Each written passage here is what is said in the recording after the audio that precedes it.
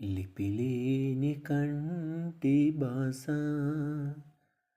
తెలిపింది చిలిపి ఆశ. నీ కన్నుల కాటుకలే కలరు, నీ సొగసుల కవితారే కలలు. ఇలా ఇలా చదవని నీ లేఖని, ప్రణయలేఖని,